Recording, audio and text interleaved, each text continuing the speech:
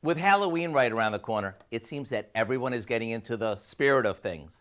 And whether you're going all out this year decorating your house or you're focused on finding the perfect costume, one thing's for sure, everyone loves ghostly treats. And the ones we're making today, you could say, are eye-popping.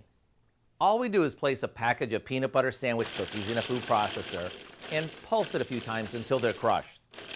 Then we add in some cream cheese and pulse it again until everything is mixed in. Now we roll this into 1-inch balls and we pop them in the freezer to firm up. Then we dunk them, one at a time, into some white chocolate that we melted in the microwave along with a bit of shortening.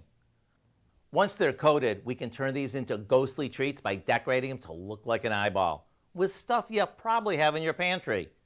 Maybe add a little red decorating gel to make these Halloween creepy.